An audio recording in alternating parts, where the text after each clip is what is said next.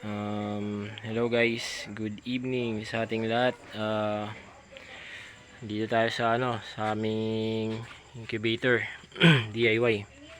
So magche-check kami ngayon ng mga itlog. Yan baby.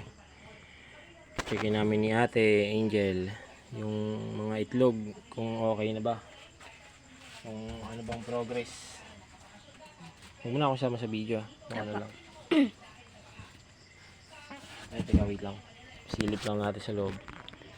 Ayan guys, oh. Yung natirang dalawang batch. Oh, ba't ba?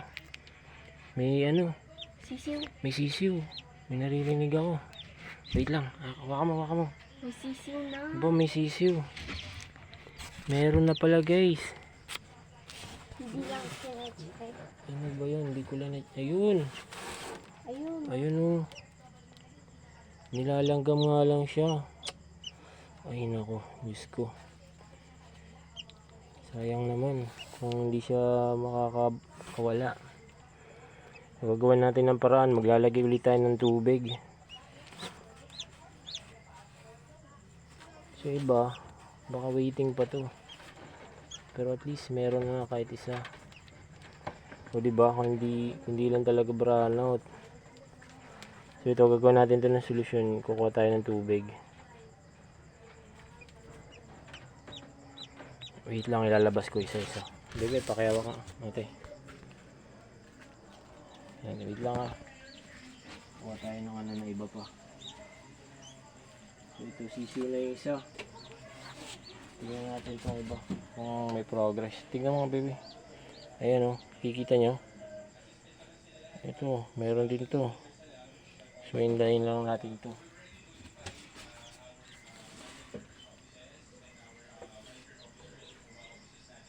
Tingnan natin. Buti nag-check ako ngayon.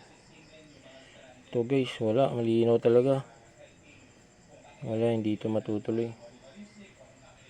So reject na. Ito. Meron. Parang penoy na din to.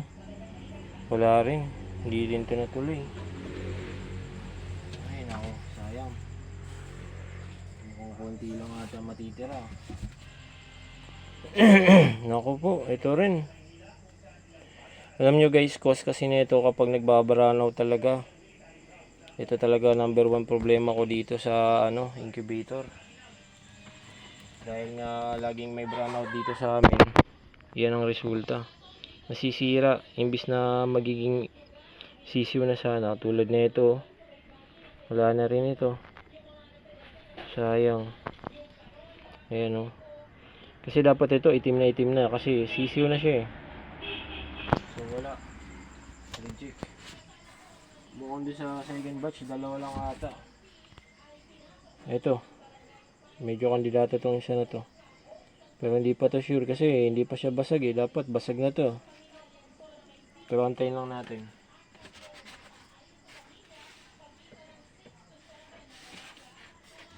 Ito.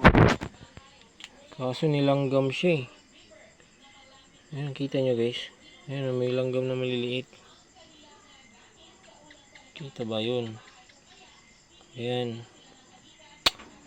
Nakakapanginayang lang kung dito mabubuhay. Kahit isa lang yan. Ano to? Malaking blessings to sa akin. So sana mapisa siya talaga.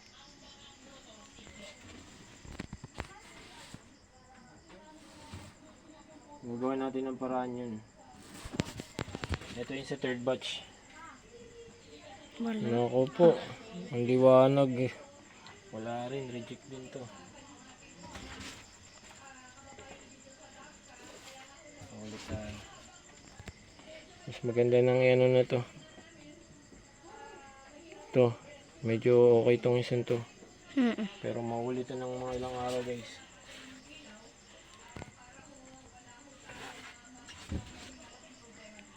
Nako po, ang linaw. Walang wala talaga. Minsan pagka ganun, walang similya. Yun ang problema. So nakikita ko na kung ano yung mga reason kung bakit kung bakit hindi tayo nakakapagpapisa. Unang-una talaga dun sa tandang sa ratio. Ito medyo papagasa pa to kasi linggo ang pagitan. So, kailangan pag magbe-breed tayo talaga mas maganda 1:1. Ito medyo maitim. Possible may laman to. Medyo mahirap mag-check kasi madilim.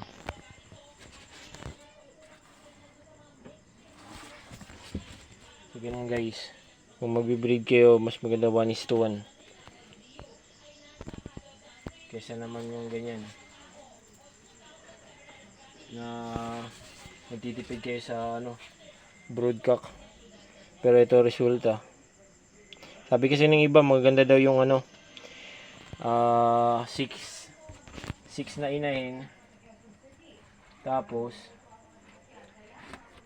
daw yun? 6 na inahin, isang tandang lalaking manok. Yun ang ratio ng iba. Yun ang ginagaya ko. So itong resulta, ayan sablay. Ako, ang daming walang similya. Puno na yung mo lalagyan mo. Puno na yung mga ito yung mga reject. Guys, ang dami 2, 4, 6, 8, 9. Ito na lang yung pag-asa ko. Doon sa ayun, yung may sisiw dito sa left. Yan. Yan yung second batch. Ito yung third batch. So, mga 1 week ang pagitan nila. Ganyan. So, yan nga. Pakiwak nga ate, Angel. Yan. Sa gagawin ko to ng solusyon itong napisa. Kasi sayang. Kahit isa lang yan. Blessings yan. So, itong tatlo naman, dyan lang muna sila. Hindi pa naman basag. Swerte, Hindi ko na-expect na magbukas ako ngayon Hindi ko, wala sa plano. So, sabi ko mag-update ako. Yung pagtingin ko, may sisiw. May naririnig. May narinig akong sisiw kami ni Ate Angel. So, ito muna ang namin ngayon, update. Nalagyan ko muna ito ng tubig guys. Kumbaga para hindi siya langgamin. Nalagyan ko siya.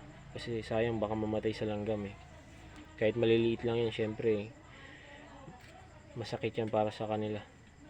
Kahit tayo nga nasasaktan sa kagat ng langgam So sana mabuhay kahit isa lang. At least hindi man lang nasayang yung 3 batch ko. Ang dami din yun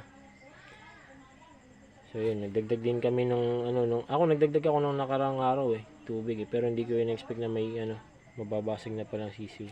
Sana tuloy-tuloy yan. So yun, thank you guys. Yun lang muna. Salamat.